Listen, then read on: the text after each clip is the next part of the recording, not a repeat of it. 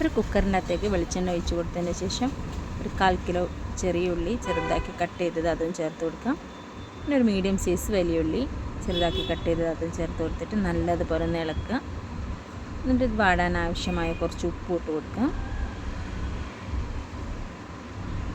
ഇപ്പോൾ നമ്മൾ കറിയിലേക്ക് വേണമല്ലോ അതിനാവശ്യമായിട്ട് ഇട്ട് കൊടുത്താൽ മതി. ഇട്ട് കൊടുത്തതിന് ശേഷം നല്ല ബ്രൗൺ കളറാകുന്നവരെ നല്ലതുപോലെ വഴറ്റിയെടുക്കാം.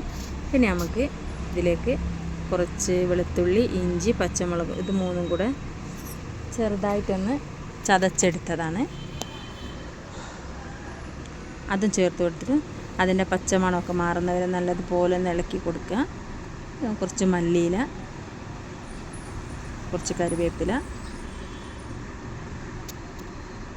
കുറച്ച് മസാലകൾ ആവശ്യമുണ്ട്. ഗരം മസാല, മല്ലിപ്പൊടി, മഞ്ഞൾപ്പൊടി, മുളക് പൊടി, കുറച്ച് ഉലുവ, കുറച്ച് വലിയ ജീരകം, 2 ഏലക്ക ഇതെല്ലാം കൂടെ ചേർത്തിട്ട് ഒന്നും കൂടി ഇതിൻ്റെയൊക്കെ മസാലൻ്റെയൊക്കെ പച്ച മാറുന്നവരെ ഒന്ന് നല്ലതുപോലെ ഒന്ന് വഴറ്റി കൊടുക്കുക.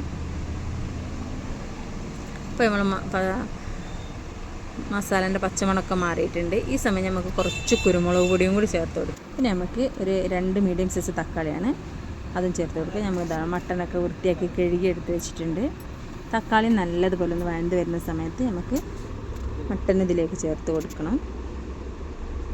ഒരു 5 മിനിറ്റ് നല്ലതുപോലെ ഒന്ന് ഇളക്കി മിക്സ് ആക്കുക.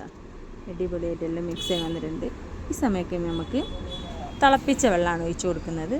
1 കപ്പ് വെള്ളമുണ്ട്, അത് ഒഴിച്ച് കൊടുത്തിട്ട് നല്ലതുപോലെ ഒന്ന് മിക്സ് ചെയ്തിട്ട് കുക്കർ മൂടി വെച്ചിട്ടൊരു 3-4 വിസിൽ വരുന്നവരെ നല്ലതുപോലെ ഒന്ന് വേവിച്ചെടുക്കാം. നമ്മളെ മട്ടനൊക്കെ കൂടെ നല്ലതുപോലെ വെന്ത് വന്നിട്ടുണ്ട്. നമുക്കൊന്ന് വെന്തോ ഇല്ല എന്നൊക്കെ ഒന്ന് നോക്കുക, ഉപ്പുണ്ടോ ഇരുണ്ടോ എന്നൊക്കെ ഒന്ന് നോക്കിയതിന് ശേഷം നല്ലതുപോലെ ഒന്നുകൂടി ഒന്ന് തിളപ്പിച്ചിട്ട് ഒന്ന് വറവ് ചെയ്തെടുക്കണം. വറവ് ചെയ്തൊക്കെ വന്നിട്ടുണ്ട്. അടിപൊളി കറി ഇവിടെ റെഡി ആയിട്ടുണ്ട്. ഇതേപോലെ ഒന്ന് ചെയ്ത് നോക്കും. മട്ടൻ